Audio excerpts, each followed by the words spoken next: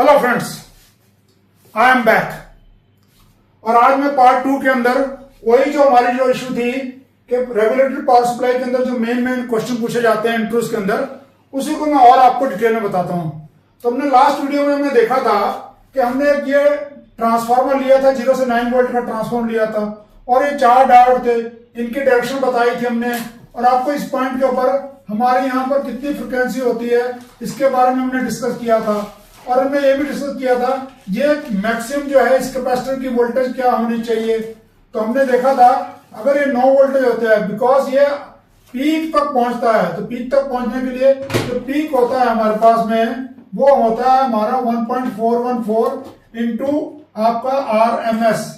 और ये जो वोल्टेज होती है ये क्योंकि RMS होती है तो इसको मोटा मोटा अगर मैं 1.5 ले लूं गुणा 9, इसका मतलब 13.5 वोल्ट तक तो वैसे ही पहुंच जाता है।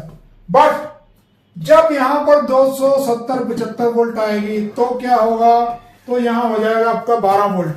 और अगर 12 वोल्ट हो जाएगा तो अच्छी बात है 18 वोल्टेज के आसपास आपकी डीसी वोल्टेज पहुंच जाएगी। और क्योंकि कैपेसिटर जो है आपका जो है वो आपका 16 वोल्ट का आता है, मान लीजिए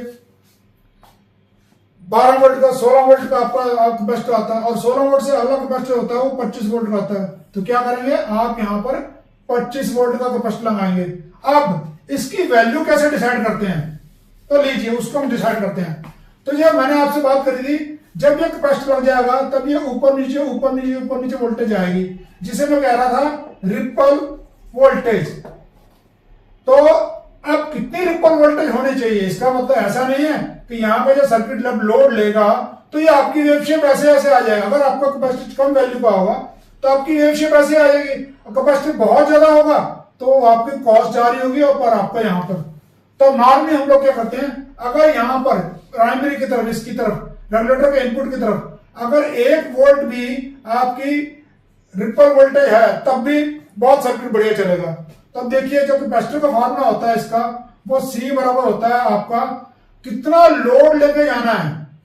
लोड को आपको पता है करंट में आते हैं, तो मान लीजिए मेरे को 500 मिली एम्पियर यानी कि 0.5 एम्पियर करंट लेके जाना है। दूसरा अब ध्यान देखिए ये जो कैपेसिटर है ये कैसे चार्ज हो रहा है, ये 100 हर्ट्ज की स्पीड से चार्ज हो रहा है। तो उसके नीचे होती है फ्रिक्वेंसी, तो हमारे केस में 100 हर्ट्ज, बिकॉज यहां तक 50 हर्ट्ज था बट क्योंकि ये फ्रिक्वेंसी हमारी डबल हो गई थी तो 100 हर्ट्ज। और गुणा में VR रिपल यानी रिपल वोल्टेज कितनी चाहिए। अब हमारे केस में हम लोग चाह रहे हैं कि यहां पर 1 वोल्टेज की रिपल हो 1 वोल्ट की। तो अब देखिए क्या निकला, ये आपका कितना हो गया, ये आपका 0.5 मीन्स जिसको मैं 500 मिली एम्पियर भी कह सकता हूं। और यहां पर हो गया 100, और जब मैं इसको करूंगा तो आपको ये पता है यहां से कट जाएगा और आप पे 5000 माइक्रोफैराड का कैपेसिटर आ जाएगा। अब 5000 का तो मिलता ही नहीं है मार्केट में।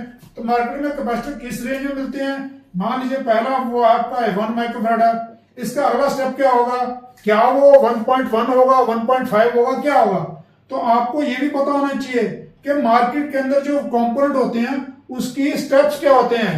तो आपको मैं बताता हूं 1 माइक्रोफैराड के बाद में आपको सीधा 2.2 का मिलता है, फिर 3.3 का मिलता है, फिर 4.7 का मिलता है, फिर 6.8 का मिलता है और फिर सीधा 10 माइक्रोफैराड का मिलता है।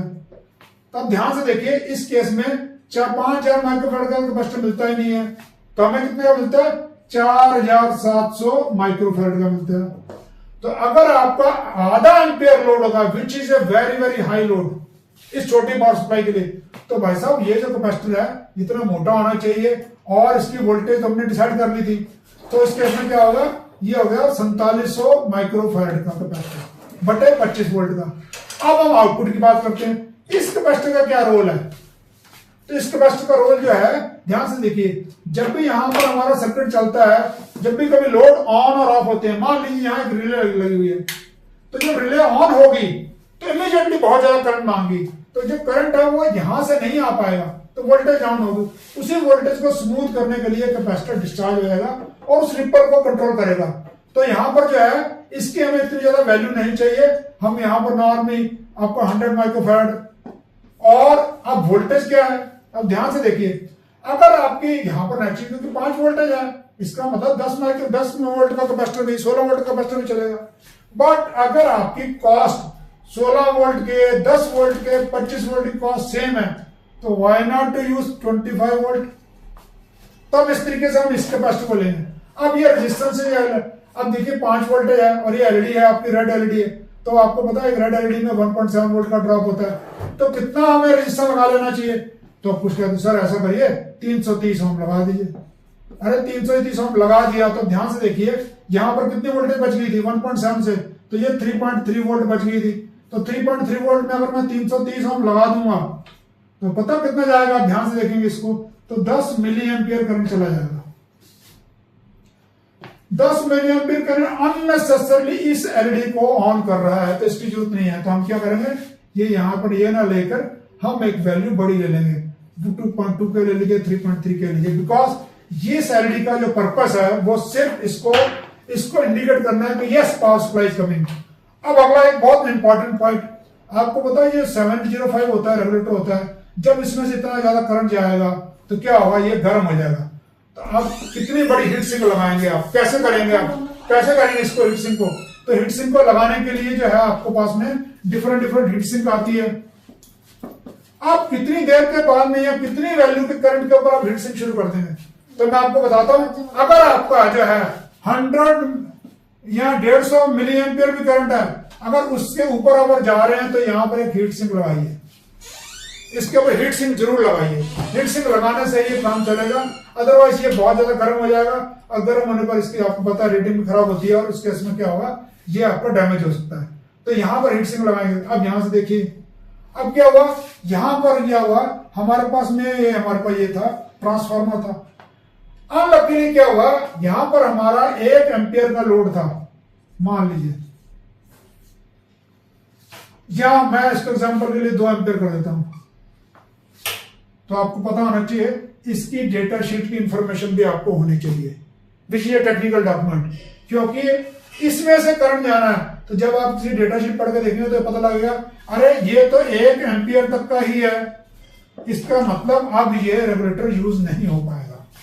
फिर रेगुलेटर चेंज करना पड़ेगा, रेगुलेटर चेंज करेगा तो उसके पिन कनेक्शन चेंज होंगे, उसकी अलग स्पेक्स होगी, उसके हिसाब से पढ़ना पड़ेगा। तो इसीलिए यही इंफॉर्मेशन हमारे डिग्री कॉलेज में, डिप्लोमा में ये पढ़ाई जाती है कि हम कंपोनेंट की जो स्पेक्स चूज कर रहे हैं वो कैसे करते हैं। बेसिकली यही चीजें इन्फॉर्मेशन होती है, डिग्री होल्डर आनी चाहिए। और यहां पर आकर डिग्री होल्डर इंटरव्यू में कहता सर मुझे तो 4 डायोड नहीं लाने आते, फिर कहता सर मेरे को 1.5 साल हो गए नौकरी नहीं मिल रही। तो होप इसमें से कोई चीज क्लियर नहीं है तो नीचे कमेंट करिए, और अगर आप इस तरह से आपको अच्छा लगता है तो हमारे चैनल को लाइक, शेयर, सब्सक्राइब किए। और एक बात और ध्यान रखिए, इस इंफॉर्मेशन को वो लोग जिनके इंफॉर्मेशन जिनकी नौकरी नहीं मिली है, फ्रेश नहीं, उनके लिए लगा। Thank you.